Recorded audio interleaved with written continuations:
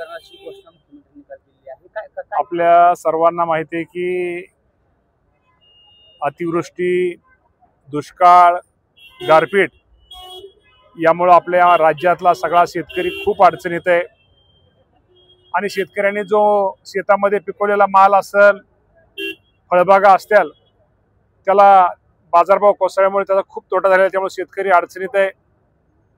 काही निसर्गाचा स्वभाव तुम्हाला माहिती आहे की पाऊस हा पडतोय, पण एकाच दिवसात वर्षात पडेल एवढा पाऊस एका दिवशी पडतो. त्यामुळे शेतकऱ्यांच्या वडे, नाले, नद्यांना पूर येतोय.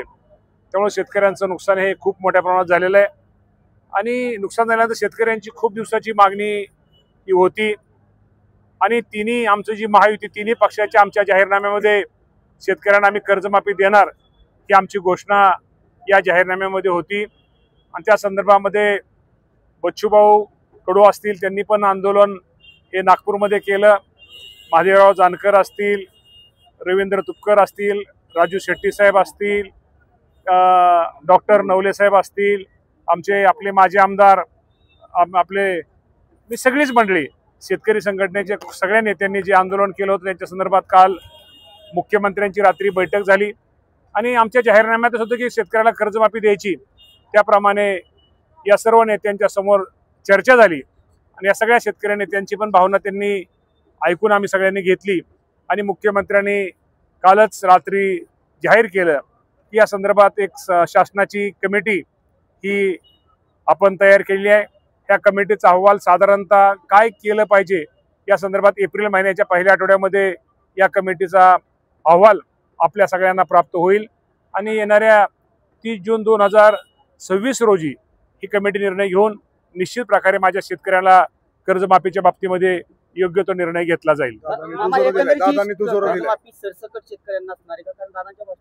छोट्या शेतकऱ्यांचा देखील उल्लेख आता एक कमिटी निर्माण आपण तयार केलेली आहे. मी ह्या कमिटीचा अहवाल आपल्या आता अजितदादा पवार साहेबांनी आता आपल्याला आताच भाषण झालं. कमिटीचा आपल्याला सगळ्यांना अहवाल येणार आहे आणि त्या कमिटीमध्ये काय केलं पाहिजे, काय कुठलं घेतलं पाहिजे या बाबतीमध्ये आमच्या शासनाचे प्रतिनिधी, शेतकऱ्याचे प्रतिनिधी किंवा कुठला निर्णय घेतल्यानंतर त्यामध्ये माझ्या शेतकऱ्यांचं हित हे ज्यादा होणार आहे आणि शेवटी कर्जमाफी ही मिळाली पाहिजे. ही शेवटी मोठ्या माणसाला मिळायला पाहिजे. ही कर्जमाफी ही या राज्यातल्या गरीब शेतकऱ्यांना, जो शेतकरी शासनाकडे कुठेतरी मोठ्या अपेक्षेने बघतोय आणि त्या गरीब शेतकऱ्याला निश्चित प्रकारे मिळाली पाहिजे. त्यामुळे या बाबतीमध्ये अजून आम्ही कुठलाही भेदभाव केलेला नाही. आजही ते कमिटी आज आपण नेमलेली आहे.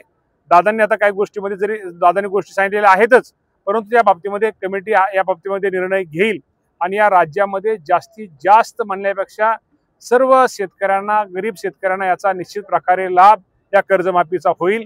खूप मोठा ऐतिहासिक निर्णय या राज्याचे मुख्यमंत्री, दोन्ही उपमुख्यमंत्री या सर्वांनी माझ्या शेतकरी बांधवांसाठी घेतला. त्याबद्दल या राज्याचा कृषी मंत्री म्हणून या सर्वांचं मी आभार मानतो.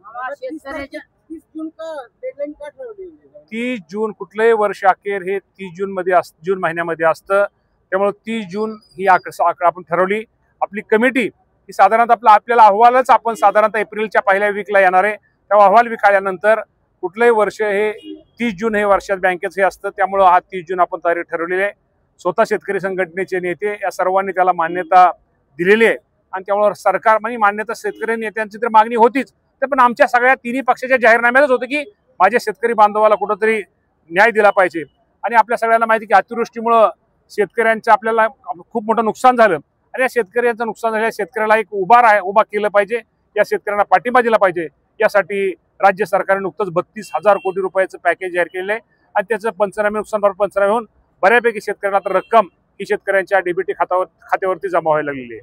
काल बच्चू असतील किंवा महादेव जानकर असतील, राजू शेट्टी असतील, त्यांनी आंदोलन केलं आणि जवळपास 250 पेक्षा जास्त शेतकऱ्यांवरती गुन्हे दाखल झाले. या बाबतीमध्ये ज्या शेतकऱ्यावरती गुन्हे दाखल झाले आहेत त्या बाबतीमध्ये हे शेवटी शेतकरी आंदोलन कशासाठी करतात, त्यांच्या न्याय हक्कासाठी करत होते. या बाबतीमध्ये राज्याचे मुख्यमंत्री 100% योग्य तो निर्णय घेतील आणि त्या शेतकऱ्यांना न्याय देतील. ओके. अरे आता हे असं सगळं न्याय प्रकारे असं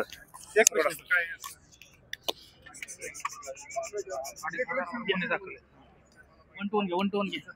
ओके.